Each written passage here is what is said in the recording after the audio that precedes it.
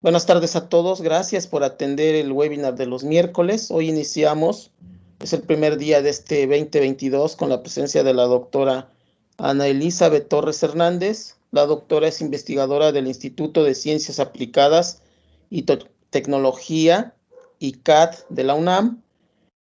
Sus líneas de investigación son química computacional de materiales con aplicaciones en catálisis y energía, así como nanoquímica computacional. Como parte así muy rápida del perfil de la doctora, es que la doctora es egresada de la Facultad de Química de la UNAM, tiene un doctorado en Ciencias Químicas por la misma institución. En 2017 fue nominada por la Academia Mexicana de Ciencias para asistir a la reunión número 67 de los Premios Nobel en Química, en la cual tuvo una experiencia muy formativa al convivir con 28 laureados con el Premio Nobel. Realizó una estancia postdoctoral del 2016 al 2018 en el Departamento de Ingeniería Química de la Universidad de Texas.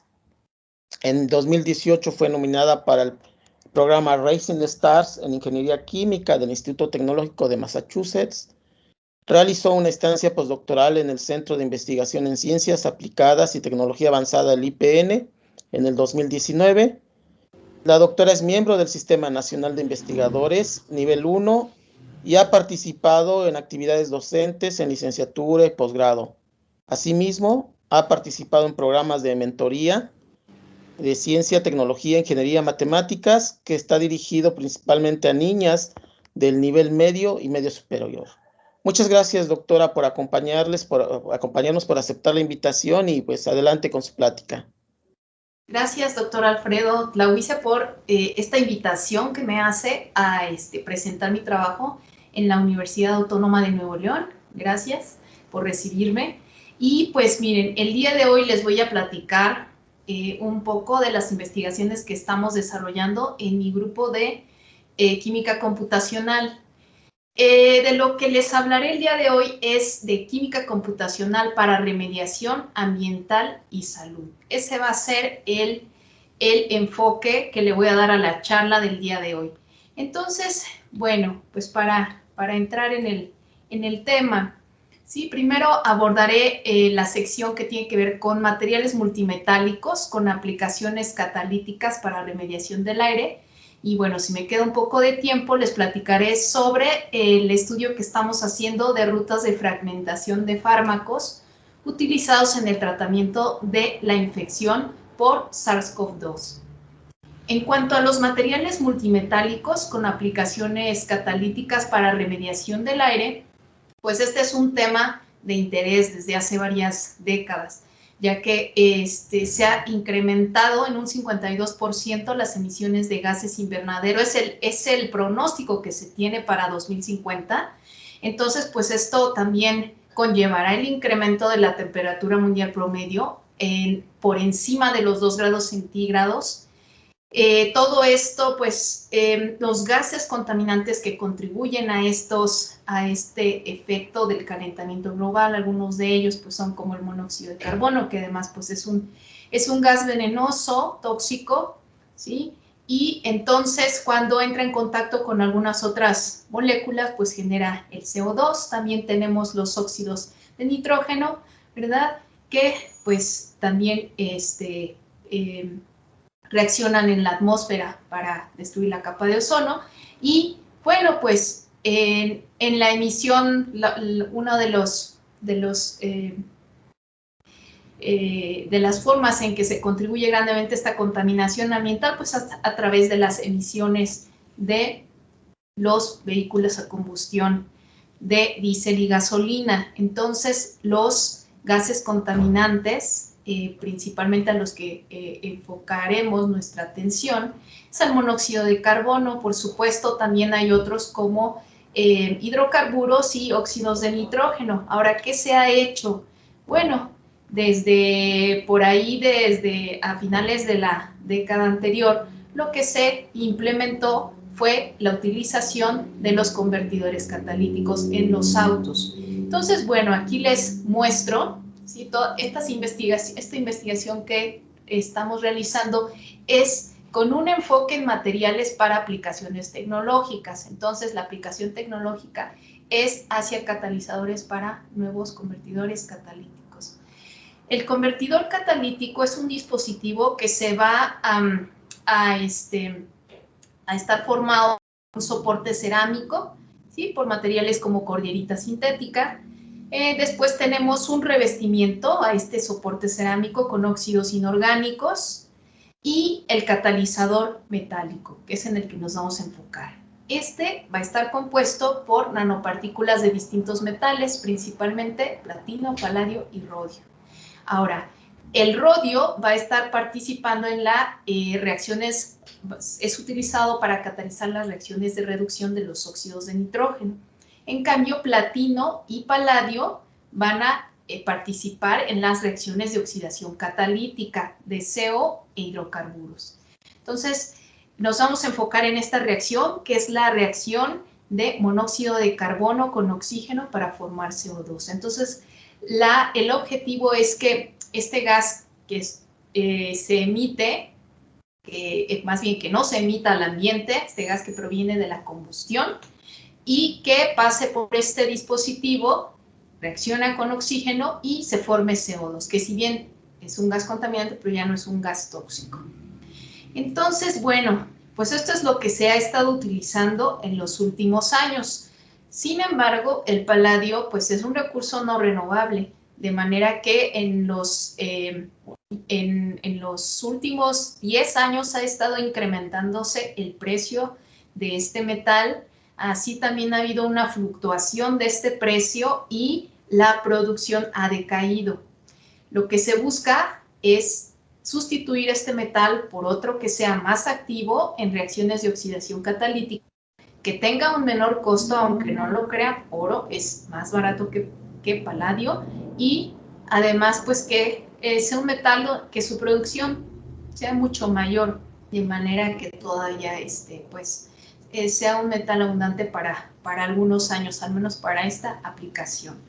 Ahora, como antecedentes, tenemos este proceso de oxidación catalítica, ¿sí? Que nos va a servir para llevar a cabo la remediación del aire. La reacción prototipo que se utiliza para reacciones de oxidación catalítica es la del monóxido de carbono. No es la única que va a estar operando, pero sí es la reacción prototipo en catálisis heterogénea. ¿Por qué? Porque es una reacción muy sencilla, ¿sí? Las moléculas son pequeñas, es muy simple y tiene pocos intermediarios de reacción. Entonces, lo que hacen es que cuando prueban nuevos catalizadores en vías de esta aplicación, pues lo hacen sobre de esta reacción prototipo y con eso ven si realmente es un mejor catalizador o no que los que actualmente existen en el mercado. Ahora, ¿por qué oro? ¿Por qué decidieron sustituir paladio por oro? ¿Por qué no eligieron otro metal? Bueno, lo que pasa es que oro, las nanopartículas de oro, se sabe que cuando están dispersas en un óxido reducible como el dióxido de titanio, van a tener una alta actividad catalítica para esta oxidación de monóxido de carbono. Y a una temperatura ambiente van a tener muy buena actividad catalítica. ¿Qué es lo que ocurre? Bueno, que el monóxido de carbono interactúa con las nanopartículas de oro, se va a absorber y resulta que a bajas temperaturas el oxígeno molecular va a reaccionar en la interfase y posteriormente ahí se va a activar el enlace oxígeno-oxígeno y se va a llevar a cabo la oxidación de monóxido de carbono para formar el CO2. Sin embargo, cuando esta nanopartícula se soporta en óxidos reducibles, se ha planteado un mecanismo de reacción alternativo. Les voy a platicar más adelante en qué consiste, pero un componente bien importante para ese mecanismo de reacción que ocurre a altas temperaturas es la formación de vacancias en el soporte. Entonces, bueno, un componente muy importante en catálisis heterogénea, al menos para esta reacción, va a ser el soporte, ¿sí? Decimos que es un óxido reducible porque va a ser un óxido susceptible a sufrir reacciones de óxido-reducción. Entonces tenemos el dióxido de titanio, es nuestro material clave para el estudio. Este material se caracteriza, pues está formado por átomos de titanio y de oxígeno, propiamente iones. Y entonces, bueno, ¿qué es lo que se sabe? En cuanto a la estructura electrónica, este material es un semiconductor. Sí, presenta un band gap amplio de alrededor de 2.7 electronvolts. ¿Y qué pasa? Que este material tiende a formar vacancias de oxígeno, ¿sí? Entonces, las vacancias de oxígeno lo que provocan es lo siguiente. Cuando nosotros extraemos un átomo de oxígeno del material, lo que tenemos es que el oxígeno que está formando parte de ese dióxido de titanio, originalmente lo tenemos como una especie óxido, ¿sí? Esto es un oxígeno con 2 electrones en exceso. ¿Qué pasa si nosotros extraemos un oxígeno neutro de este material? Esos 2 electrones en exceso se van a quedar en el material. Localmente van a reducir al titanio, que está originalmente en un estado de oxidación 4+, se va a reducir hasta obtener al catión titanio 3+. Eso va a ocurrir en la vecindad de la formación de la vacancia de oxígeno. Entonces, bueno, ¿qué pasa con la estructura electrónica? Cuando formamos, incrementamos el número de vacancias, bueno, lo que pasa cuando formamos una sola vacancia es que se van a formar estados intermedios en el gap debido a esa vacancia, ¿sí? Sobre todo cuando nosotros incrementamos la concentración o el número de vacancias, el número de estados se va a incrementar mucho más, ¿sí? Y entonces esos estados intermedios van a estar por debajo de la banda de conducción. Y principalmente va a corresponder con niveles de orbitales 3D del titanio.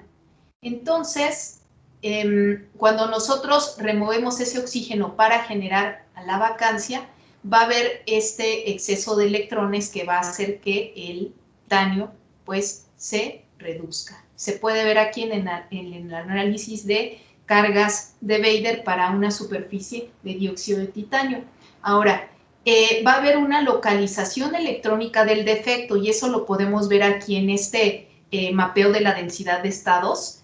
Este es el material prístino. Cuando se genera el defecto, va a haber una localización de este exceso de electrones en el gap, y es importante describir bien esta localización de electrones porque, bueno, es un fenómeno que ocurre, pero es importante describirlo bien. Por lo tanto, va a ser muy importante elegir un buen método teórico que nos ayude a describir este efecto de localización electrónica. Sí, entonces, lo que hacen, por ejemplo, los funcionales, los más utilizados son los funcionales por gradiente generalizado, los funcionales GGA. Esos lo que hacen es que tienden a deslocalizar este exceso de carga. No se ve este efecto que vemos aquí tanto en la estructura de bandas como en la densidad de estados. Entonces, para ello se recurre a metodologías de más alto nivel de teoría, como puede ser funcionales híbridos. Sin embargo, se requiere mucho tiempo de cómputo para hacer este tipo de cálculos, por lo que nosotros, para desarrollar este estudio, propusimos la utilización de la metodología DFT con corrección de Hubbard. Esta corrección de Hubbard nos va a ayudar a subsanar esa deficiencia de los funcionales GGA para describir esta localización electrónica. De manera que vamos a hacer una buena descripción de nuestro material. Bueno, entonces, este es el mecanismo que sabe que opera a altas temperaturas para esos óxidos reducibles. Este mecanismo de reacción de Marx van Cribling, básicamente lo que ocurre es que los oxígenos que forman parte del óxido van a estar participando activamente en la oxidación de CO. Entonces van a estar participando y se van a generar vacancias. Estas vacancias van a ser sitios activos para que lleguen nuevas moléculas de oxígeno, se activan en este sitio, en esta vacancia, y posteriormente van a seguir reaccionando con más moléculas de CO y van a continuar así el ciclo catalítico. Entonces, eso es lo importante en este mecanismo, que va a haber la participación de los oxígenos que son parte del dióxido de titanio. Entonces, bueno, pues es importante entonces la presencia de estas vacancias en el material. Experimentalmente se sabe que estos materiales presentan estas vacancias de manera natural porque no son cristales perfectos, pero además se sabe que cuando no está presente la nanopartícula, este proceso es bastante endotérmico, requiere mucha energía. Cuando la nanopartícula metálica, en este caso la de oro, se deposita en el material, es mucho más fácil, termodinámicamente hablando, formar esta vacancia, ¿sí? De hecho, es un proceso exotérmico. Entonces, bueno, el depositar esa nanopartícula en el material va a facilitar la formación de vacancias de oxígeno, que ya dijimos van a ser sitios reactivos, ¿sí? Asumimos que el mecanismo operante es el de Mars-Van Krivlin.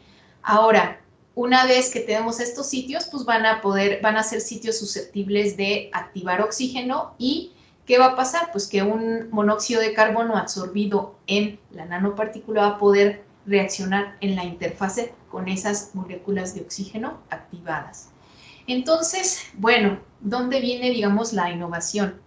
Desde el punto de vista experimental, resulta que con el fin de mejorar la estabilidad de estas nanopartículas de oro, y evitar su sinterización, o sea, que se descomponga esta nanopartícula, se ha propuesto combinar a este oro con otro metal, ¿sí? Puede ser usualmente lo hacen con metales de la primera y segunda serie de los metales de transición, pueden ser miscibles o no con el oro, y los depositan sobre óxidos, en este caso óxidos reducibles. Entonces, estos nanopartículas bimetálicas han sido sintetizadas aquí en el ICAR. Uno de los métodos que usan es el método depósito-precipitación con urea.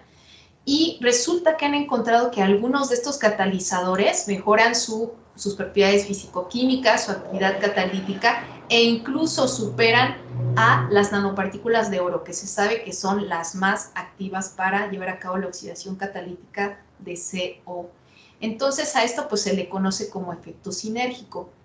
Y bueno, pues todavía estamos investigando el origen de ese efecto sinérgico en este tipo de catalizadores. Ahora, hay un sistema bien interesante que se ha sintetizado en el laboratorio, ¿sí? Y entonces, en el grupo de catálisis y procesos de superficie, ellos sintetizaron unas nanopartículas oro-rutenio y encontraron que esta nanopartícula tiene una morfología tipo Janus o tipo core shell, donde se tiene originalmente oro en el core y rutenio en el shell. Resulta que cuando la someten a tratamiento térmico y a una atmósfera reactiva, se tiene esta morfología, pero la actividad catalítica hacia la oxidación de monóxido de carbono es muy baja. En cambio, cuando incrementan la temperatura, hay una inversión de la composición del core y del shell en la nanopartícula, como se muestra aquí en la figura, y la actividad catalítica incrementa, es superior a la del sistema de oro.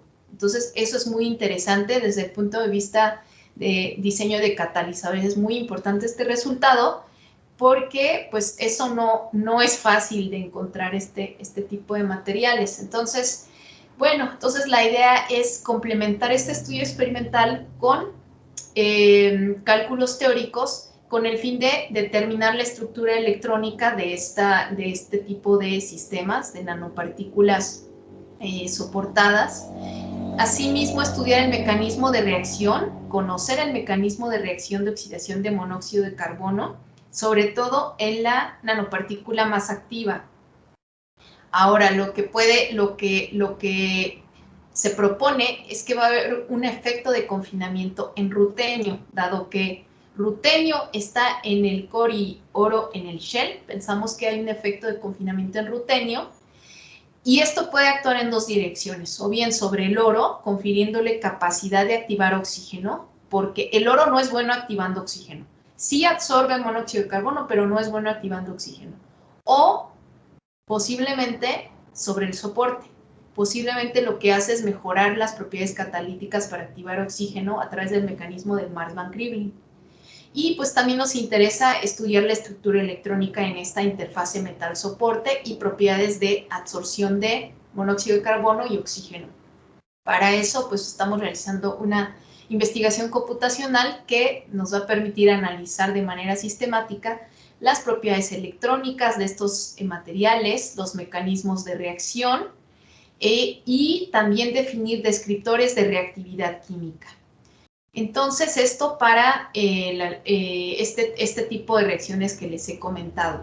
Los sistemas bimetálicos que estamos estudiando ahorita son los sistemas basados en oro de rodio, níquel y rutenio, soportados sobre dióxido de titanio en la fase anatasa. Bueno, esto está englobado en lo que queremos hacer es, primero, analizar las posibles relaciones estructura, propiedades, estructura, actividad de estos sistemas que ya se han sintetizado en el laboratorio. ¿Para qué? Bueno, la idea es hacer a futuro un diseño in silico de este tipo de catalizadores a través de los descriptores de reactividad química que vamos a definir para los sistemas conocidos. Vamos a hacer un análisis comparativo para seleccionar el material con mejores propiedades, de manera que hagamos una búsqueda combinatoria de los mejores catalizadores para que puedan ser sintetizados y sus propiedades sean validadas. Bueno, la metodología que estamos empleando, aquí se las presento de manera muy conceptual. Sí, entonces lo que estamos haciendo es analizando estructura electrónica, la estabilidad de estos sistemas. Algunas de las propiedades que analizamos son la densidad de estados, análisis de cargas, propiedades como energía de cohesión, energías de absorción, y con esto, pues, para establecer posibles relaciones estructura-propiedades. Desde el sistema libre, la nanopartícula libre cuando interactúa con las moléculas de oxígeno y CO, hasta el sistema soportado, ¿sí? Así lo vamos estudiando modularmente. Para la nanopartícula monometálica, o sea, de un solo metal, o para la nanopartícula bimetálica. Entonces vamos haciendo un análisis sistemático y comparativo en todo momento, recibiendo una retroalimentación de la información experimental. Ahorita les comento cómo ha sido esta parte. Y bueno, en una segunda etapa estamos haciendo el análisis de los mecanismos de reacción, ¿sí? Uno de ellos es el mecanismo de Langmuir-Hinshelwood, que ocurre cuando las moléculas se absorben, de fase gas se absorben en la superficie sobre todo de la nanopartícula metálica, y por otro lado el mecanismo de Marsban Krivlin. Esto pues para hacer un análisis de la cinética de la reacción y con esto pues definir esos descriptores de reactividad química para establecer relaciones estructura-actividad. Bueno, algunos de los métodos que usamos para investigar los aspectos atómicos y moleculares, usamos teoría de funcionales de la densidad, teoría de perturbaciones Monod-Plesset, y en algunos casos hacemos cálculos con métodos multiconfiguracionales. Para describir los sistemas en la nanoescala utilizamos cálculos con teoría de funcionales de la densidad bajo condiciones periódicas y también simulaciones de dinámica molecular a primeros principios. Entonces, bueno, la idea es analizar el catalizador componente a componente. Esto es, primero desensamblamos el material, digamos, de manera abstracta, y vamos a hacer el estudio primero de la nanopartícula sola y después, y por otro lado, hacemos el estudio del soporte, después ensamblamos el sistema y estudiamos las propiedades conjuntas. En cuanto al soporte, que es, como les digo, es un elemento muy importante desde el punto de vista teórico, describir bien al soporte es bien importante. ¿Qué queremos describir adecuadamente? Las geometrías del dióxido de titanio. Aquí presento a la especie oxidada, ahorita les platico por qué es importante. ¿Qué otra cosa queremos describir bien? Bueno, el band gap a través de la densidad de estados, porque pues, es una propiedad importante en los semiconductores. Después, como este óxido, como les comenté, es un óxido reducible, entonces también queremos describir bien las energías de reacción para reacciones de oxidorreducción. En este caso utilizamos como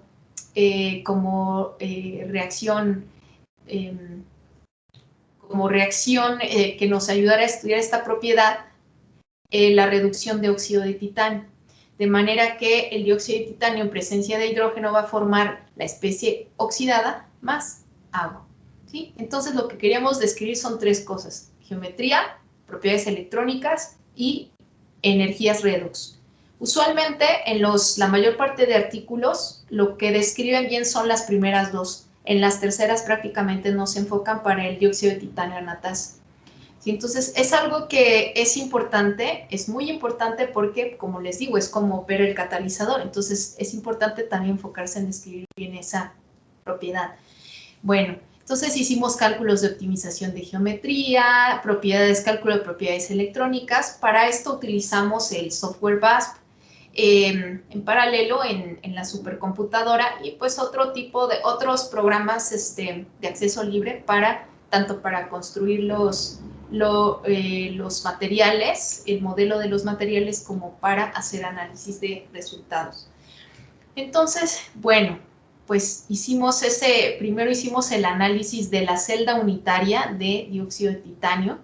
El objetivo era definir cuál es el mejor funcional que vamos a poder utilizar para describir adecuadamente, empezando por la energía redox. Energía redox, luego geometría y estructura electrónica. En cuanto a energías redox, como vimos, no había estudio previo, en particular para anatasa no lo había. Entonces decidimos probar los funcionales más utilizados. Y bueno, pues nos encontramos que el funcional PV-Sol con corrección de dispersión, ¿sí? Con corrección de dispersión, nos dio una energía redox por debajo del valor experimental para dióxido de titanio. Entonces, bueno, esto porque es bueno, ¿por qué? Porque nosotros vamos a utilizar el método de DFT con corrección de Hubbard. Este parámetro U, o corrección de Hubbard, lo que hace es que, lo que tenemos que hacer es que no hay un parámetro universal para todos los materiales, todos los sistemas. Este parámetro se tiene que ajustar a cada material. Entonces, se tiene que hacer una parametrización de ese valor. ¿Sí me escuchan? Perdón. Sí, adelante. Pues entonces, como les platicaba, lo importante era elegir un funcional que nos permitiera describir bien esa propiedad redox. Pero como nosotros íbamos a utilizar no solo el funcional, sino con la corrección de Hubbard, necesitamos para calibrar un funcional que nos dé la propiedad por debajo, ¿sí? Así, puro, sin la corrección de Hubbard, que nos dé el valor de la propiedad por debajo. ¿Por qué? Porque conforme nosotros vayamos incrementando el valor de esa corrección de Hubbard, vamos a ir parametrizando este valor hasta que lleguemos al valor experimental, nos acerquemos al valor experimental. Lo que nos damos cuenta es que con el funcional más utilizado, que es el funcional PVE, incluso con corrección de dispersión, estamos ya prácticamente en el valor experimental, de manera que si además agregamos corrección de Hubbard, vamos a estar por encima del valor experimental. En cambio, con este funcional PV-Sol y corrección de dispersión, nos permite, en esta gráfica se muestra cómo al incrementar el valor de U, nos vamos acercando cada vez más al valor experimental hasta que en el valor óptimo de 2.4 logramos reproducir el valor de la energía redox experimental. Sí, la siguiente, por favor.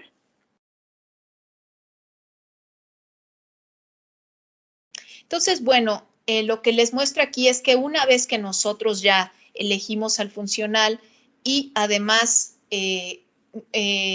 hacemos un comparativo de cómo afectan diferentes valores de la corrección de Hubbard a la geometría, en este caso, vemos que vemos que al incrementar el valor de la corrección de Hubbard, a valores intermedios entre 2 y 3, hay una buena descripción de la geometría. Y cuando nosotros utilizamos la corrección de dispersión, que no se usa mucho en estos materiales, pero vimos que era importante, porque cuando nosotros utilizamos esa corrección de dispersión, las geometrías se acercan más a los valores experimentales en la gráfica de la derecha. La siguiente, por favor.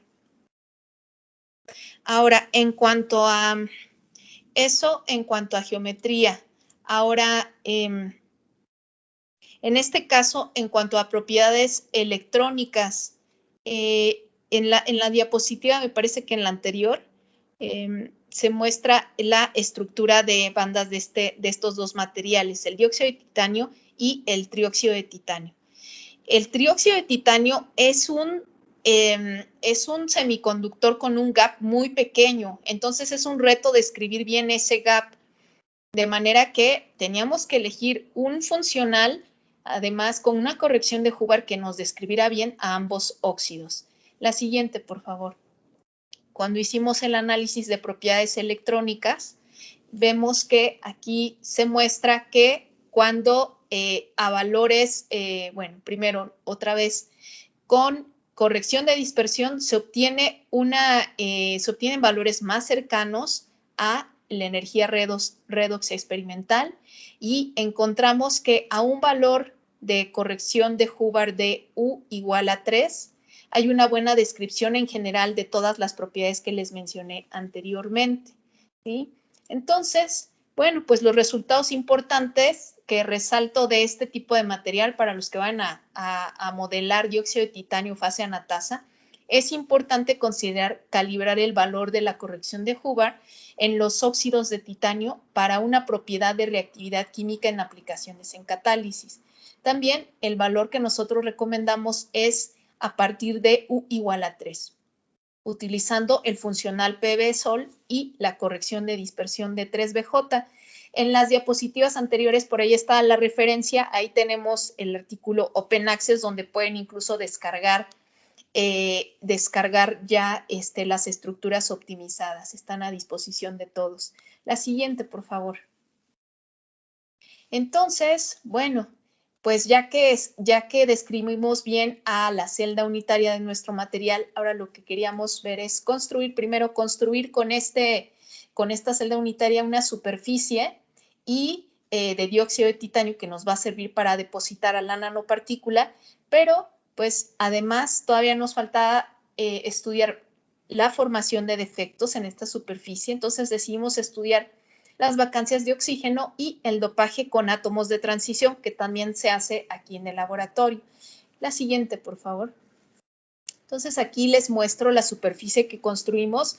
Es una de las más grandes que hemos encontrado al menos para estudios de catálisis heterogénea. Necesitamos una superficie grande porque la nanopartícula que vamos a depositar de por sí, aún siendo un modelo de clúster, es grande. Entonces, necesitamos una celda de simulación grande, una superficie grande.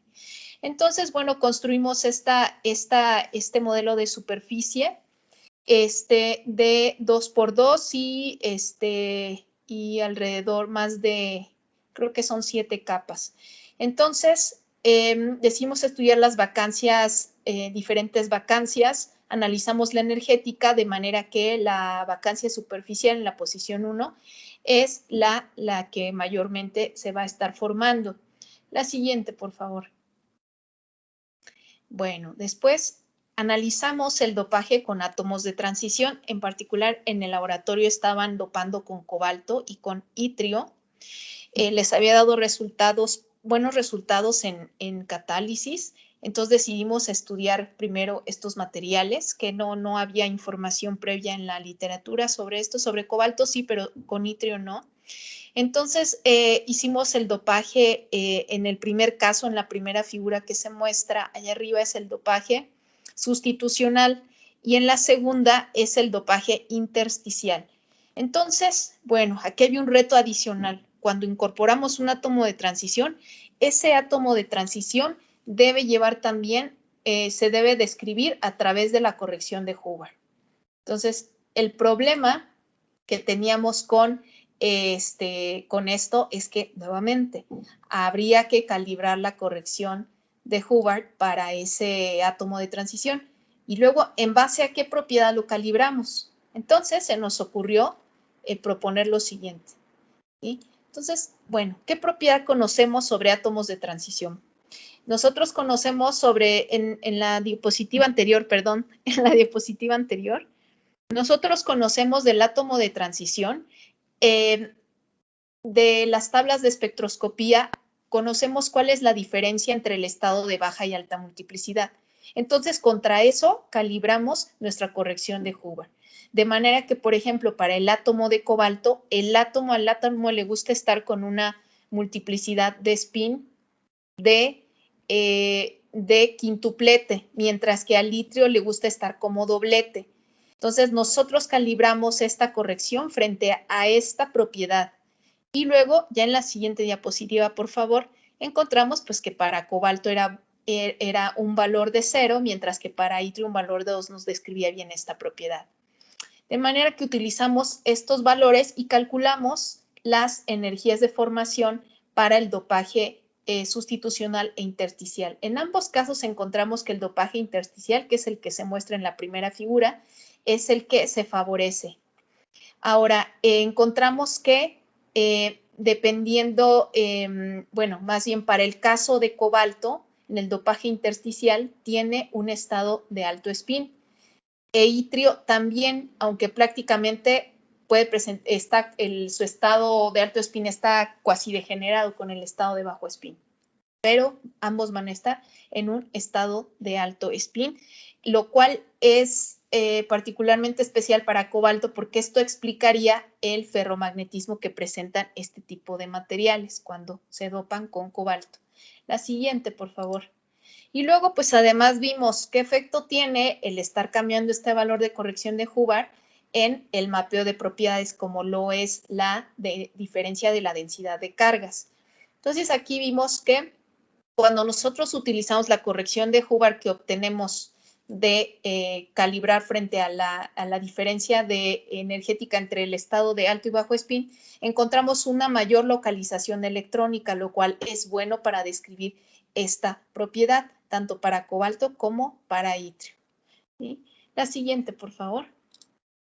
Bueno, y entonces ya acabamos con la superficie. Ya teníamos nuestro método, ya teníamos nuestras propiedades y ahora pues seguía la nanopartícula.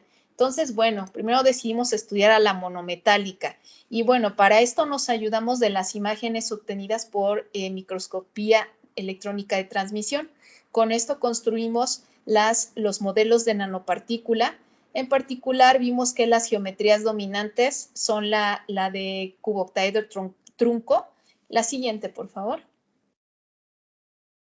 Iban a estar tanto con morfología Janus como Korschel. También encontramos octaedros, geometría octaédrica y cúbica hexagonal compacta. La siguiente, por favor. Entonces, a partir de estas imágenes construimos nuestros modelos de nanopartícula. Ya teníamos ahí, digamos, llamémosla varias familias de nanopartículas bimetálicas a partir de estas observaciones experimentales, de manera que teníamos sistemas de varios tamaños. Nos quedamos en la siguiente, por favor, como una primera aproximación con un modelo de clúster pequeñito. Por lo que les comento, es un sistema bastante grande, la celda de simulación es bastante grande, pero pensamos que con esto es suficiente para encontrar pues todos los aspectos de mecanismo de reacción que nosotros estábamos investigando. La siguiente, por favor. Entonces, hicimos el estudio de de la energía y estabilidad de estos modelos de nanopartícula. Encontramos a través del cálculo de la entalpía de formación que el sistema más estable es aquel que tiene una composición relativa 1:75 en la morfología Korschel y esto coincide con los resultados experimentales, es justo la composición morfología que ellos encuentran como más estable. Entonces, la siguiente, por favor, a partir de este modelo, decidimos estudiar primero comparativamente qué pasaba con el clúster monometálico cuando interactúa con oxígeno y con CO. Vimos que en el primer paso, cuando ponemos a interactuar oxígeno con el clúster de oro, el oxígeno se absorbe, ¿sí? Y prácticamente no se modifica el enlace oxígeno-oxígeno.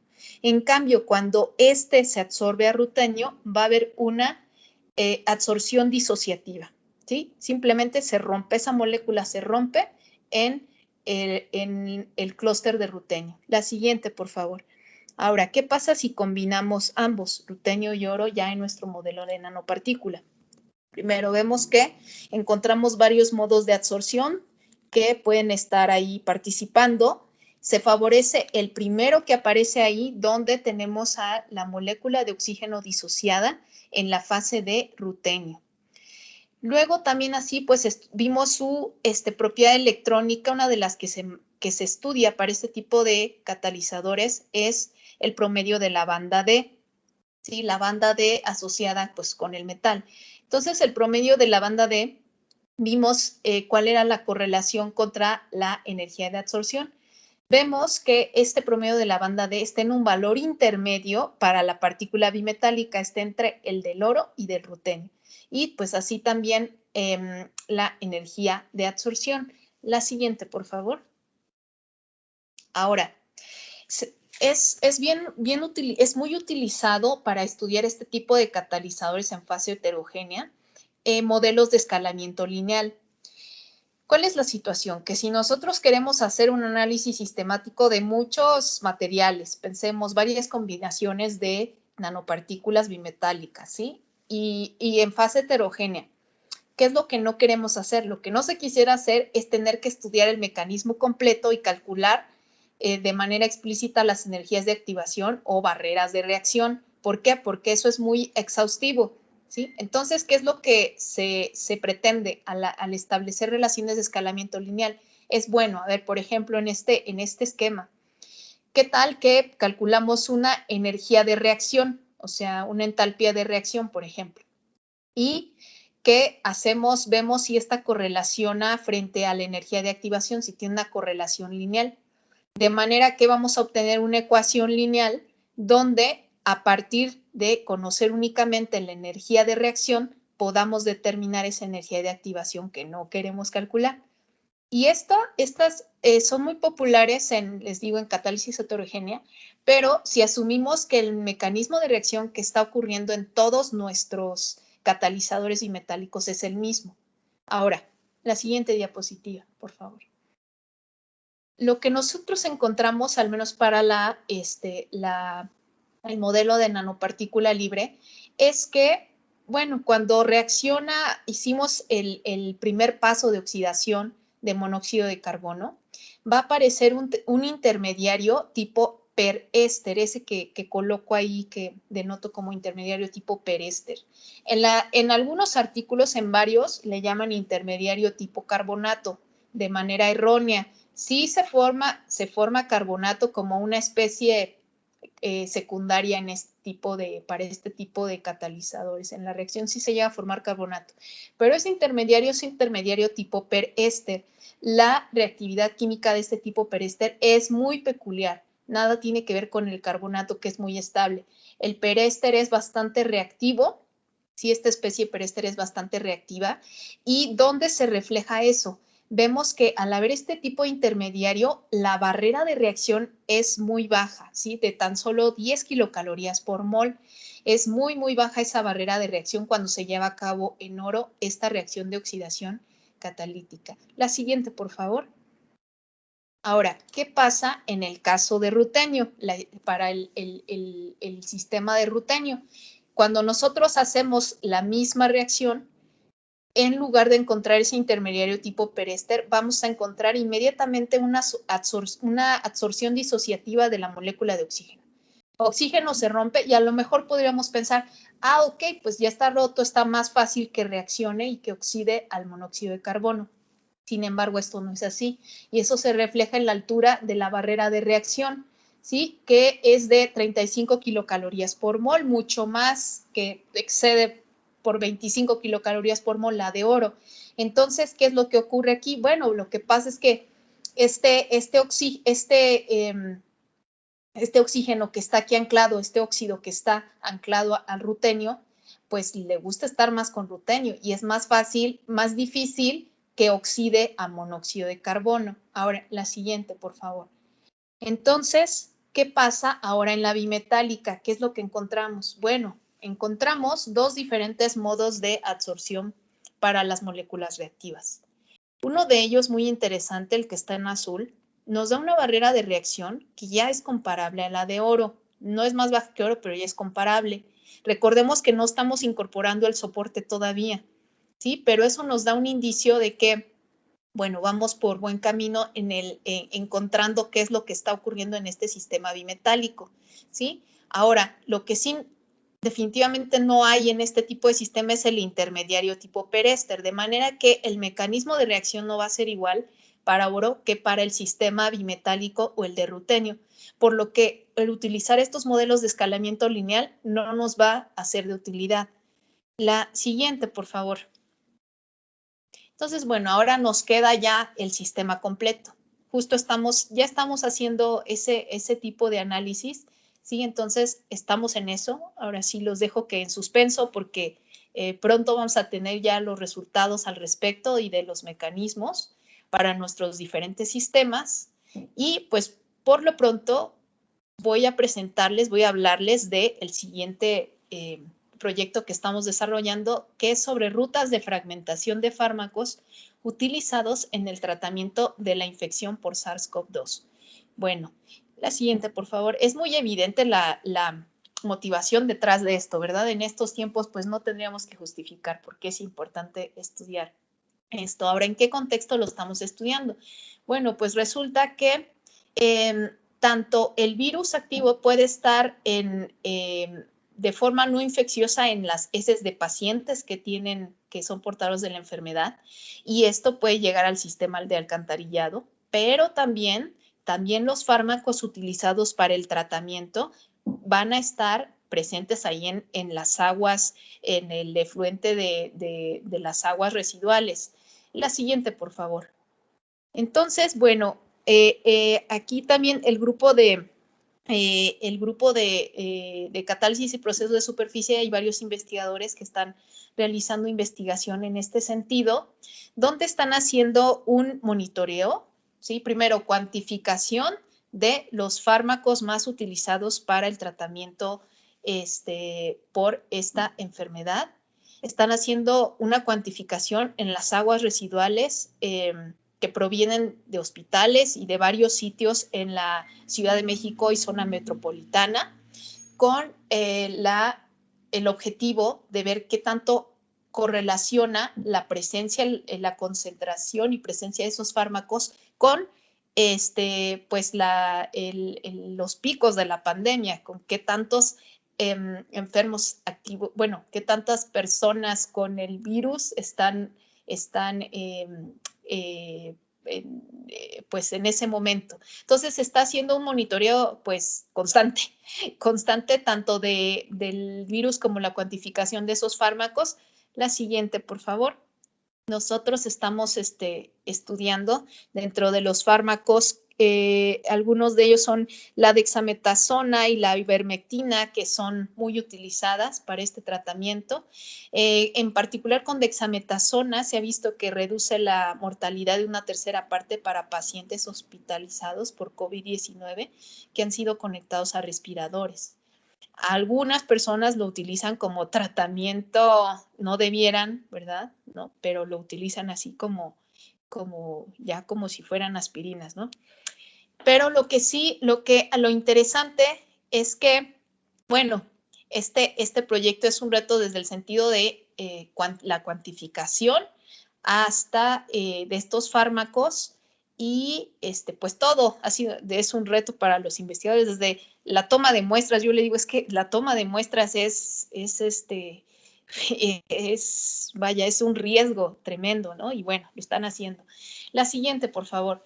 Ahora, la dexametasona, pues, ¿por qué es importante hacer el seguimiento de cuál va a ser el destino medioambiental de estos fármacos? Bueno, porque se están utilizando en grandes cantidades y luego todas estas aguas residuales no se descontaminan totalmente y van a parar a diferentes zonas, sobre todo por ejemplo, a Hidalgo, ¿sí? Para como agua de riego. Entonces, luego, pues va a ser importante porque algunos de estos medicamentos como la dexametasona, que es un corticosteroide, pues puede generar un daño tanto a la población misma, a la larga, como a la vegetación, como a la fauna del lugar.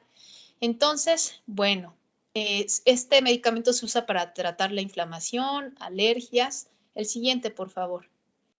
Y además, pues es bien soluble, es muy, en su forma de fosfato sódico de dexametasona, es soluble en agua y este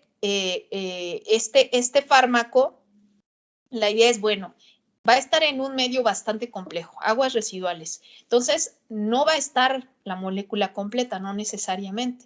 Va a sufrir diversas reacciones químicas y se van a encontrar metabolitos. Ahora, la pregunta es, ¿qué metabolitos? ¿Cuáles tienen que buscar al hacer la cuantificación por cromatografía y por espectrometría de masas? Entonces, la pregunta, entonces, pues estamos participando. La siguiente, por favor. Realizando un estudio teórico de posibles rutas de fragmentación de dexametasona para apoyar esta caracterización por cromatografía y espectrometría de masas de metabolitos del fármaco en agua residual de la Ciudad de México, mediante cálculos a primeros principios. Entonces, como primera aproximación, decidimos estudiar con fármacos. Para estudiar la descomposición de ellos, lo que se hace es hacer un análisis de diferentes rutas de fragmentación a partir del estudio de las energías de enlace. Entonces decidimos plantear estudiar estas posibles rupturas de enlace, tanto carbono-carbono, carbono-hidrógeno, carbono-oxígeno y carbono-flúor en el fármaco.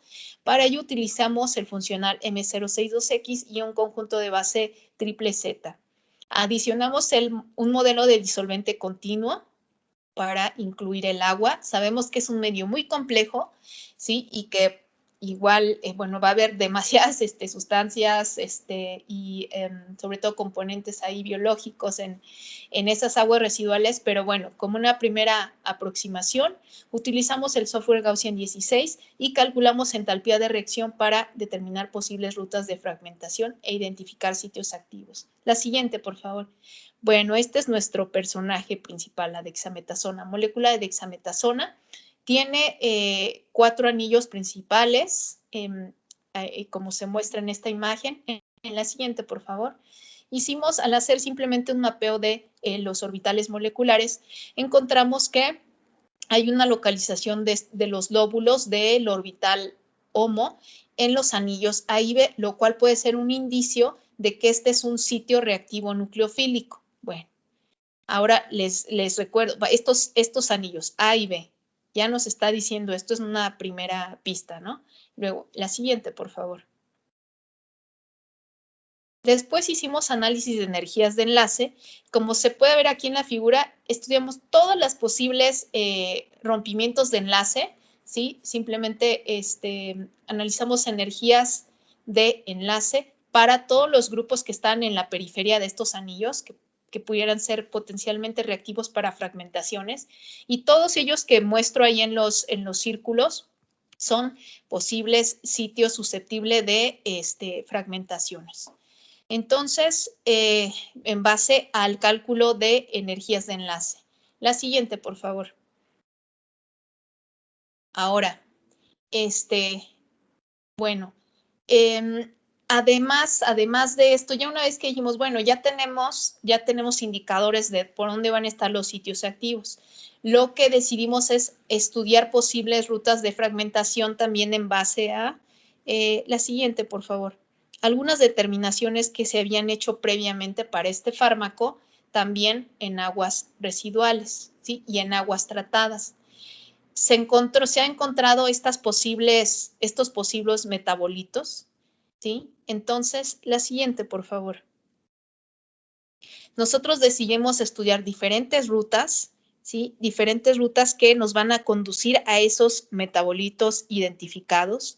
Entonces, por ejemplo, esa reacción que les muestro ahí ejemplifica esto. Estudiamos la entalpía de reacción con efecto de solvente y el efecto térmico a temperatura ambiente y encontramos que, por ejemplo, esta reacción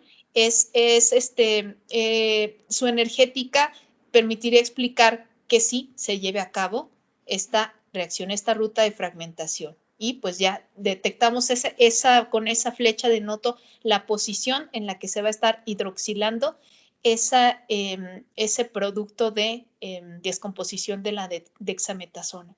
En la siguiente, por favor. Bueno, entonces, al final de cuentas, hicimos varios análisis de varias rutas, pero al final de cuentas, a través de esta propiedad logramos encontrar estas rutas que al menos termodinámicamente son más viables a ocurrir. Y con eso, pues, definimos estos fragmentos que en espectrometría de masas estarían caracterizados por determinados pesos moleculares. Entonces, encontramos dos rutas básicamente para la descomposición, ¿sí? La hidroxilación y la hidroxilación y reducción. En la siguiente, por favor. Ahora, en este cromatograma, lo que se puede ver es que efectivamente algunos de los metabolitos de los que estamos proponiendo efectivamente aparecen en ese cromatograma y en los que se han obtenido también aquí en el laboratorio experimentalmente hay una muy buena concordancia entre estos metabolitos que nosotros determinamos teóricamente como los que van a estar presentes mayormente en esa agua. Encontramos una buena concordancia, ¿sí? En particular, nosotros encontramos que es poco probable que se pierda ese flúor de la molécula, igual que en los resultados de laboratorio. Y como fragmentos predominantes van a estar aquellos que tengan una relación carga-masa de 409 y 411, que son justo los que se han encontrado y que han servido para caracterizar a la presencia del fármaco en las aguas residuales. Adicionalmente, estamos estudiando otra ruta vía la reacción de Baeyer-Villiger para también justo apoyar en esta caracterización. Y estamos también analizando ivermectina. La siguiente, por favor. Bueno, pues esto fue una panorámica muy breve de parte de las investigaciones que estamos realizando en el grupo del laboratorio de simulaciones, Simulab, en el ICAD. Y pues aprovecho para agradecer a mis colaboradores, al doctor Rodolfo Zanella, al doctor Carlos Durán, el maestro Mario Rodríguez, el doctor Edilso, y a mis alumnos de licenciatura, Andoni, que me ayudó también a hacer la presentación, a Uriel, mi alumno de maestría, Jonathan Rodríguez, y mi alumno de doctorado, Rodrigo Mojica. Y pues a los proyectos a través del cual obtenemos el financiamiento, que es de GAPA-PAPIT, y el proyecto de supercómputo LAN-CAD-UNAM TGTIC. Y pues a ustedes muchas gracias por su atención y pues estoy atenta a escuchar sus preguntas o inquietudes. La siguiente, por favor. Bueno, ahí también en la última les dejo mis datos de contacto. También. Porque, bueno, aparte les comento, en mi grupo también hay posibilidad de realizar estancias de investigación en el instituto. También hay la posibilidad de realizar, en el caso de alumnos de licenciatura, pues estancias de servicio social, ¿sí? Pero también pueden ser estancias cortas, donde, pues, en el caso de que sea presencial, pues se da un apoyo financiero, ¿verdad?, por parte del instituto. En el caso de que sea una estancia de investigación a distancia, lo que hacemos es que, pues, le proporcionamos todos vaya, software y los recursos computacionales que se requieren para realizar esta investigación. Sí, ya con algunos alumnos he realizado vía remota algunas investigaciones, entonces también tenemos esa posibilidad de que sin viajar podamos establecer esos contactos y puedan ustedes aprender otras herramientas, o bien pues ya de manera presencial ustedes puedan también darse una vuelta por acá para realizar alguna estancia, o ya más adelante pues ustedes ya están en el posgrado, entonces bueno, pero al menos como parte de una estancia creo que les sería muy, muy provechoso también acercarse por acá en el instituto, que es pues multidisciplinario. Entonces, pues nada, estoy ahora sí, vamos si quieren a la sección de preguntas.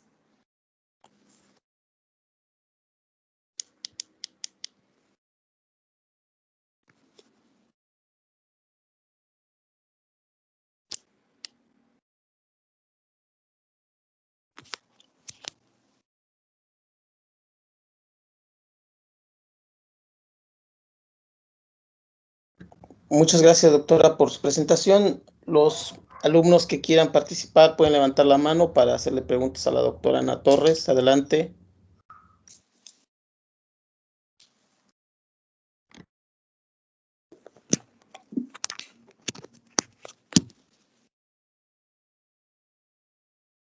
Adelante, María.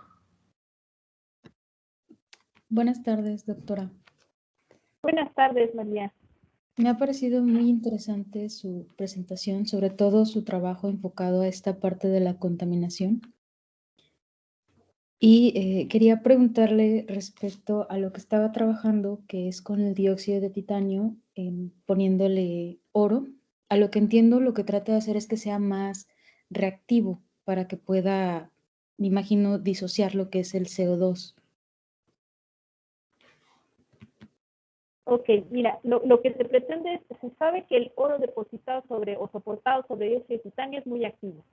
Sin embargo, nuevamente volvemos a la misma situación. Estaríamos utilizando un metal caro y entonces, ¿qué mejor que combinarlo con otro más y que además incrementáramos todavía más esa actividad catalítica? Y eso sería lo ideal. Ok, entonces, según lo que entiendo, siguió este camino usando el rutenio. Sí. Ok, entonces ya, mi pregunta es si, ¿por qué no utilizar también otro tipo de metal? Como tenía entendido que, por ejemplo, el aluminio es muy barato y es muy fácil también de conseguir. Claro. Bueno, ahí la situación es desde el punto de vista experimental, es la limitante. Primero, no es fácil estabilizar una nanopartícula metálica y además soportada y además que resista las condiciones de reacción, porque todo esto pues, se prueban en reactores. O sea, ese sistema tiene que ser, además de que sea activo, tiene que ser estable. Entonces, el reto es que algunos metales no son miscibles con oro. No son miscibles, tienden a descomponerse. Ese es el reto. Entonces, por eso digamos que pues, el reto está en la síntesis de estos temas, ¿no? Por supuesto que si es un catalizador que desde el punto de vista teórico, computacionalmente encontráramos que puede ser interesante, incluso no solo de 2 componentes, sino de 3, pues valdría la pena el reto de hacer la síntesis. Por ejemplo, este sistema de rutenio oro no era fácil, pero sin embargo sí lo lograron sintetizar y de manera que fuese estable en el soporte bajo las condiciones de reacción. Entonces, ese finalmente también es un reto importante en el diseño de este tipo de material. Ok, sí, entiendo. Sí, es complicado. Muy bien. Muchas gracias, doctora. No, ¿de qué manera? Adelante, Rodolfo.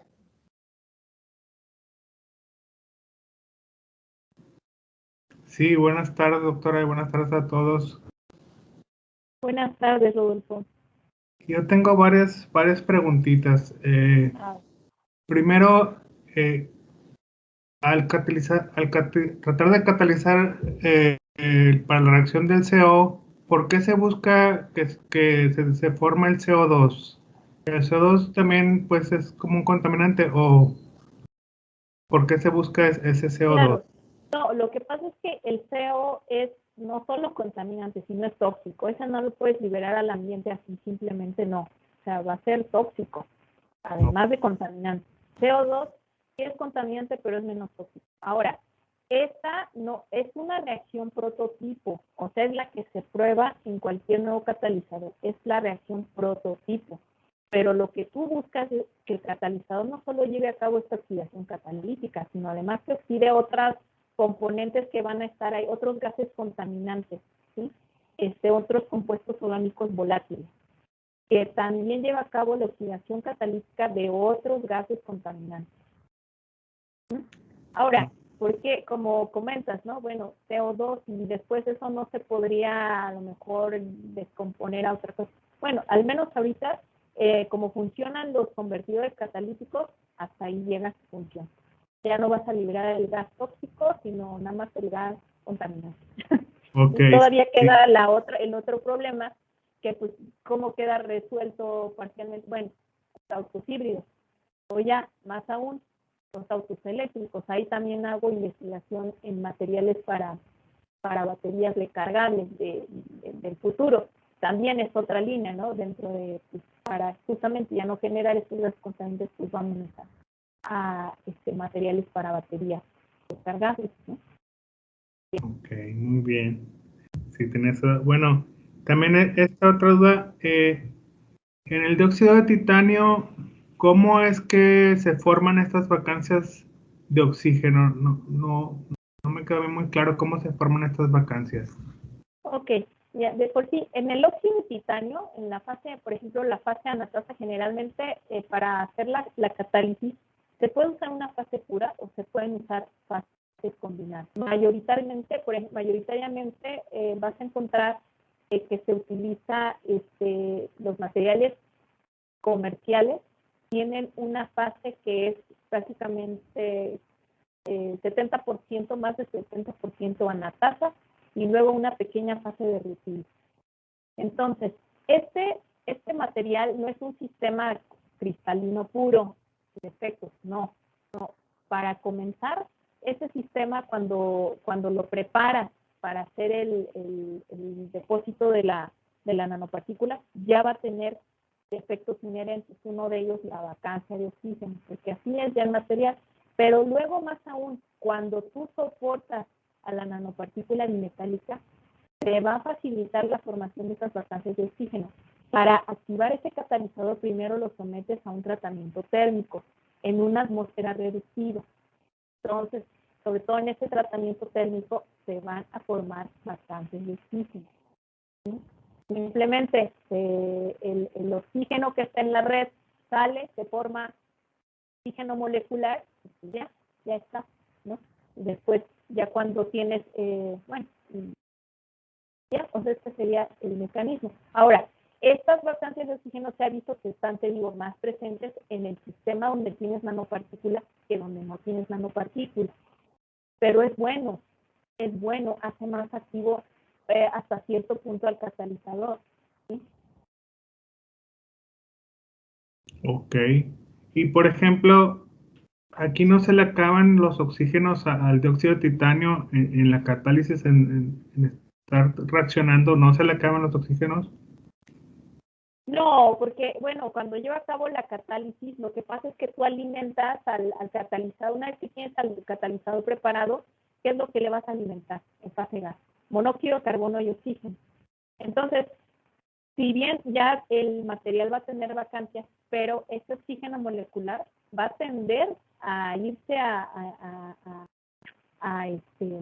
activar a esas vacancias, o sea, son sitios muy reactivos en el material.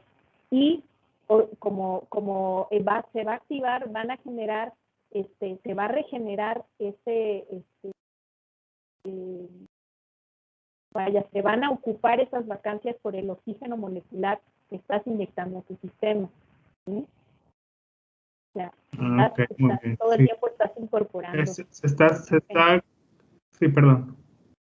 Sí, o sea, se está haciendo vacancia y luego se está llenando vacancias. Se están haciendo y llenando las vacancias en el proceso de reacción. Correcto. Muy bien. Bueno, otra preguntita por aquí es, por qué se tiene que usar la corrección, tuvo que usar la corrección de Hubbard? Sí, la corrección de Hubbard, bueno, ¿por qué se utiliza? Resulta que los funcionales, los más populares para este tipo de materiales, que son los funcionales, no sé si has escuchado, los GGA, los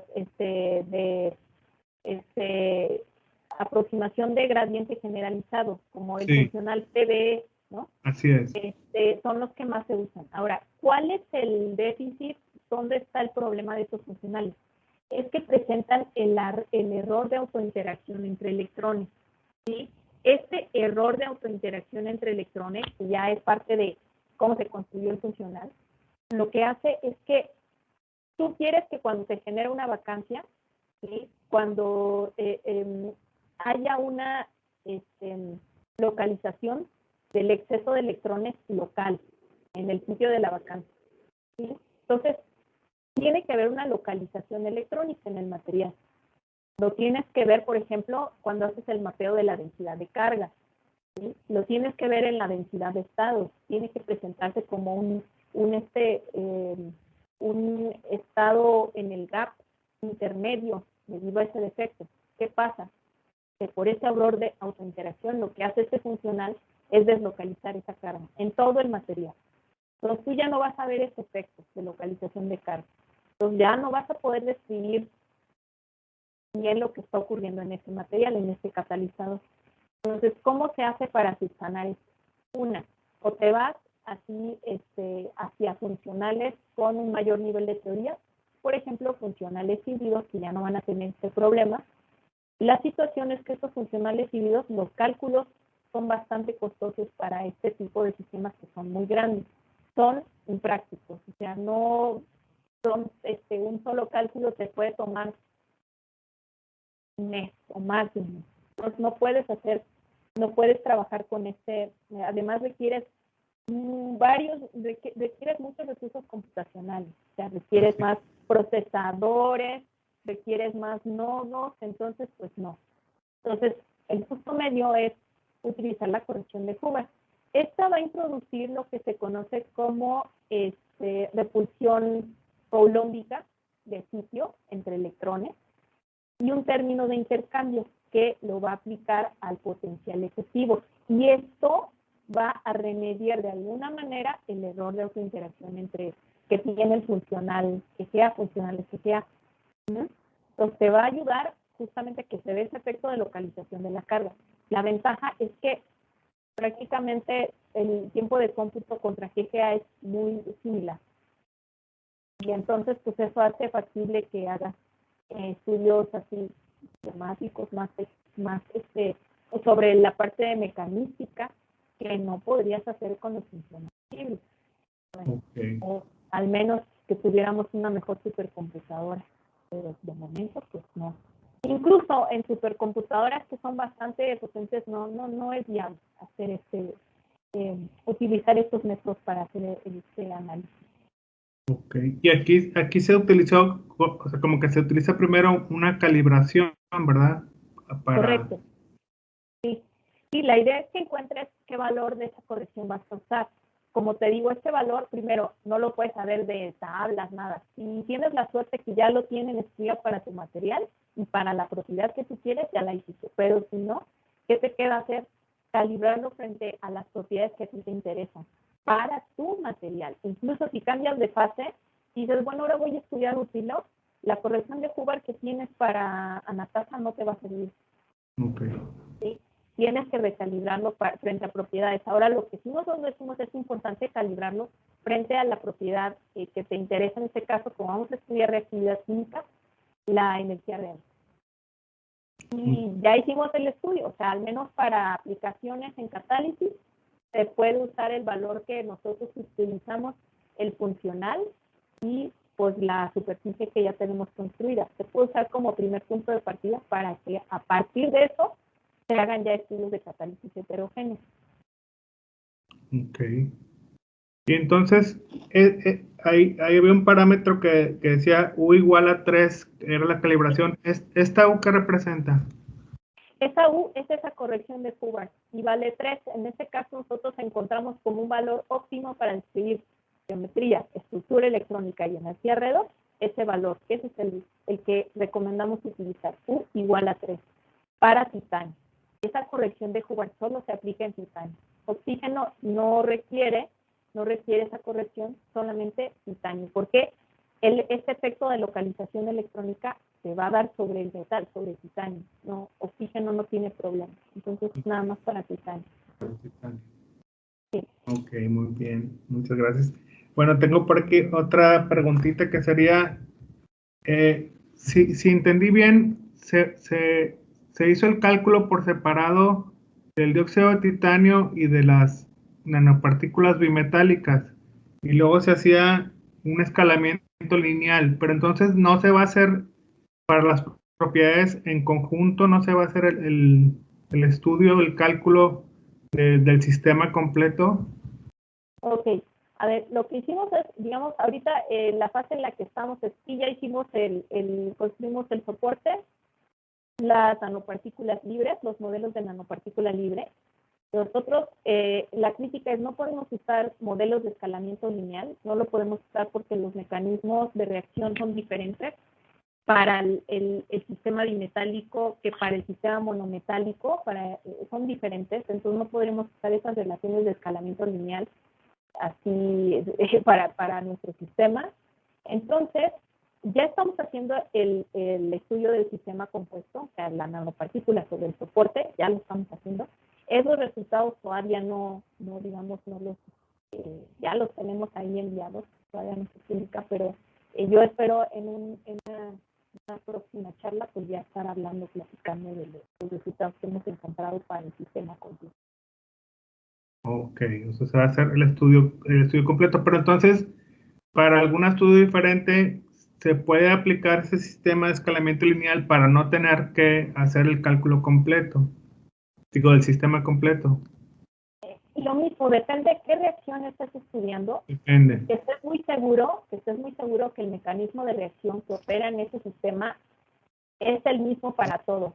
O sea, estos modelos de escalamiento lineal los quieren usar para hacer el screening de muchos materiales, ¿no? Luego que puedas aplicar, a lo mejor, no sé, machine learning y puedas hacer selección de buenos materiales, como predicción de.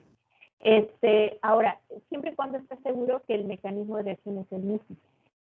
Okay. Podrías usar una relación, pero nosotros aquí encontramos que no. De entrada no son los mismos y por eso no sería razonable utilizarla. Sí. No bastaría con decir, bueno, estudio energías de absorción o estudio una entalpía de reacción. Ya con eso, aplicando una ecuación de escalamiento lineal, digo, ya, con eso tengo la barrera de reacción y puedo establecer a lo mejor bueno, ya puedo hablar de la cinética de reacción. No, para estos sistemas ya estamos viendo que no se puede y por eso estamos haciendo todo el estudio. Pero queremos encontrar esos, más bien definir los descriptores de reactividad química en estos sistemas para, como un modelo alternativo, hacer esa búsqueda combinatoria de nuevos catalizadores a través de descriptores, estos nuevos descriptores de reactividad química. Muy bien. Y bueno, ya por último, ya nada más, que más que pregunta es como si pedirle algún consejo o algún tipo de tip que se puede usar a la hora de buscar un funcional diferente a PBE. ¿Qué consejos nos podría dar a la hora de estar buscando nuevos funcionales? Claro. Mira, por ejemplo, depende de la aplicación que le vas a dar al material, ¿no? Si dices, bueno, nada más necesito describir bien geometría y a lo mejor el band gap, bueno, entonces te enfocas en describir bien eso. Lo calibras frente a un material ya conocido, para el que sí sabes, conoces el gap experimental. y con eso pues pruebas si funciona, ¿no? Para un sistema conocido. Ya una vez que te da confianza para la propiedad, o sea, que ves que efectivamente te la va a describir bien, entonces sí, ya puedes, pues digo, para un sistema semejante, puedes hacer eso, esa validación de método, y después ya irte al sistema que tú tienes, ¿no? De hecho, eso lo estamos haciendo en conjunto con el CICATA del Instituto Politécnico Nacional. Ellos tienen justo mucha información sobre materiales en cuanto a la estructura electrónica. Entonces, con eso también nos ha ayudado a seleccionar primero nuestro funcional, y luego, mientras no tengamos el funcional universal, ¿verdad? Pues así tendrá que ser. Y ya una vez que tenemos este funcional para sistemas pues semejantes, entonces nos sirve para estudiar diferentes familias de materiales con estructuras semejantes, ¿sí? Esa es la única condición, que sean sistemas semejantes, sea la propiedad que tú estés buscando, la calibres contra, bueno, con la validez frente a una propiedad experimental, pues ya. Y si no tienes, si es algo muy novedoso, y no hay nada, pues bueno, puedes utilizar un funcional estándar, y si no es un sistema muy grande, pues sí puedes subir el nivel de teoría un poco más. Ok, muy bien, pues muchísimas gracias, doctora, y la verdad muy interesante la plática. Ok, no, gracias a ti, Rodolfo. Adelante, Daniel Sánchez. Hola, buenas tardes, doctora. Buenas tardes, Daniel. Mi pregunta va enfocada a la parte de la superficie, donde hace el dopaje. Mi pregunta es si fue necesario, optimizar algún parámetro geométrico a la hora de tratar la superficie de 2x2. Ok, sí, mira, para dopar probamos las dos, dopaje intersticial y superficial. Ahora, en superficie lo importante es que siempre fijamos cierto número de capas, ¿sí? Las capas del fondo, cierto número de capas del fondo, y liberamos el resto de capas de la superficie. Nada más, nosotros solamente fijamos 4 capas del fondo de nuestra superficie, y el resto las dejamos libres durante la optimización. Ok, sí, entiendo. Y otra pregunta, al usar la corrección de Hobart, ¿no escaló mucho el tiempo de cálculo en comparación con un GGA? No, para nada, no, o sea, ni lo notas, vaya, no lanzas uno sin jugar y con jugar, y prácticamente, o sea, ni lo notas, ¿no? El tiempo de cómputo se incrementa muy poquito, pero prácticamente no lo notas. Entonces es algo bueno, es algo muy bueno al utilizar ese tipo de métodos, que sí te permite incrementar bastante el tamaño de tu sistema, y que incluso, por ejemplo, todavía con estos sistemas, pues también puedes correr unas dinámicas al inicio. Entonces también es algo bueno desde el punto de vista práctico esta metodología. Ok, muchas gracias, doctora. Esas eran mis preguntas y muy, muy buena presentación, me pareció muy interesante. Ok, gracias, Daniel. Edgar, creo que está levantando la mano. A ver, era Luis Ángel. Adelante. Ok. Sí, buenas tardes, doctora. También me pareció muy interesante su presentación. Yo también tenía la duda de por qué se utilizó la corrección por Hobart. Ya me quedó bastante claro que es para tener una mejor localización de los orbitales más deslocalizados. Y tenía otra pregunta. Cuando se estudia el mecanismo de reacción, ¿qué tan útil sería en este caso hacer cálculos tipo nugget de elastic band para calcular estas trayectorias de mínima energía? ¿Sí serían útiles o no tan útiles en este caso? Sí, es correcto, Luis Ángel. De hecho, sí estamos haciendo el análisis de las barreras de reacción utilizando este modelo de la banda elástica, el Nuch Elastic Band, que estamos utilizando. Ok, y en este caso son muy demandantes este tipo de cálculos en estos sistemas. Pues sí, siempre van a ser porque son sistemas grandes, pero o sea, vaya, son manejables, sí lo estamos consiguiendo, ¿no? Sí lleva más tiempo que los sistemas moleculares, sí, pero pues todavía son tiempos razonables, ¿no? Ok. O sea, cada punto de optimización completa, dependiendo, es que todo depende del número de recursos computacionales que tengas, es que esa es la otra situación, ¿no? No es lo mismo que tengas 4 nodos y en cada nodo 16 procesadores o 24, a que estés corriendo con uno y con 16, ¿no? Todo depende justo de la disponibilidad de recursos, ¿no? Pero son cálculos que tardan 2 semanas. Así, la optimización completa de un sistema tardará 2 semanas con recursos computacionales moderados, digamos. Claro, claro. Y bueno, tenía otra pregunta. Cuando se estudia la absorción de la molécula en la nanopartícula, ahí se consideran efectos tipo Van der Waals. Sí, porque nosotros estamos incluyendo en todo momento, cuando utilizamos DFT con propiedades periódicas, utilizamos la corrección de dispersión de Green, la D3BJ. Y también cuando hacemos cálculos moleculares, por ejemplo, en el caso de esos clústeres que les mostré, también se utiliza ahí la misma corrección de dispersión, ¿sí? D3BJ. Sí. Sí, estamos incluyendo.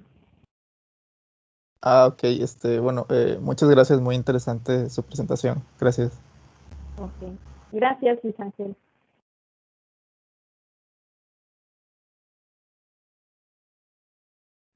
¿Alguien más tiene preguntas, comentarios para la doctora Ana Torres?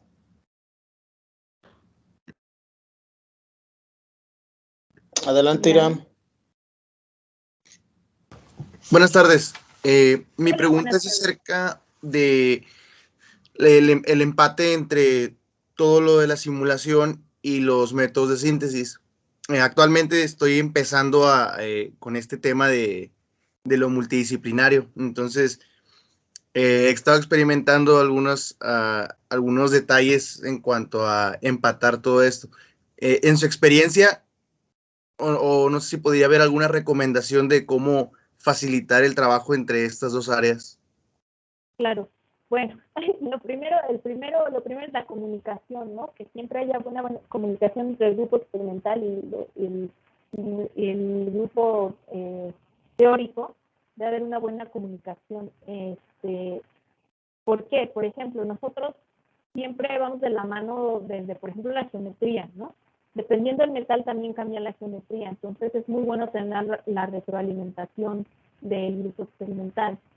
Posteriormente, pues lo que hacemos es seminarios conjuntos, eso ayuda mucho porque así yo puedo darle un buen enfoque a los cálculos en el sentido de propiedades que a ellos necesitan. A lo mejor están utilizando algún método de caracterización experimental donde ellos requieren, que justo es lo que me pasó, que requieren ver, por ejemplo, análisis de transferencia de carga. Es que yo estoy viendo acá esto, pero necesito ver transferencia de carga, cómo está ocurriendo. Bueno, yo ya sé cómo calcular esa propiedad. Entonces, con lo que retroalimentamos y con eso podemos llegar a una comprensión mejor de lo que le está pasando al material, al catalizador, por qué se está desactivando, por qué no está siendo estable o por qué sí está funcionando. Entonces, lo importante creo yo es tener esa comunicación constante con el grupo experimental. Y bueno, lo mismo, porque es importante también a veces se puede sugerir estudios que pues no, tal vez desde el punto de vista computacional pues no serían viables. Entonces también es bueno esa comunicación para saber los límites de uno y de otro, ¿no? Y ver dónde pueden compaginar, dónde puede haber una buena retroalimentación, ¿no? Y llevar a buen término el proyecto. Muchas gracias, doctora. No, ¿de qué, Irán? Ok, ¿alguien más de los que están presentes quiere comentar, preguntar algo? Doctora, nada más con respecto al todo el trabajo que se desarrolló, ustedes se basan en la parte energética, pero yo solo preguntaría dónde entra la parte de vibracional para caracterizar los estados de transición, las especies que se forman. ¿Sí hicieron algo como eso o solamente no lo mostró en la presentación? Claro, sí, no, todavía no lo muestro porque es justo es lo que estamos haciendo ya en la parte de todo el sistema completo. Sí, justo tenemos que hacer la caracterización de los estados de transición en vía frecuencias vibracionales. También es importante porque ellos también en los análisis que hacen, a veces llegan a hacer algún análisis de infrarrojo y de pronto esas bandas de interacción metal con alguna otra molécula no son fáciles de asignar, entonces sí, también estamos trabajando en esa parte. Muy bien, doctora. Pues muchas gracias. Su trabajo es muy extenso, es difícil abarcar todo en una sesión. Entonces, bueno, esperemos que tengamos la oportunidad de poder escuchar sus avances de lo que nos ha comentado hasta ahora. Y pues agradecerle nuevamente el haber aceptado la invitación. Y pues a todos los presentes, de igual manera, gracias por atender este webinar de este día. Y la próxima semana, aunque no se anuncie, sí va a haber, ya tenemos el invitado. Entonces, no duden en conectarse la próxima semana. Muchas gracias y hasta luego, doctora. Gracias, doctor Alfredo Tlahuice, y gracias a todos por su atención. Ha sido un gusto.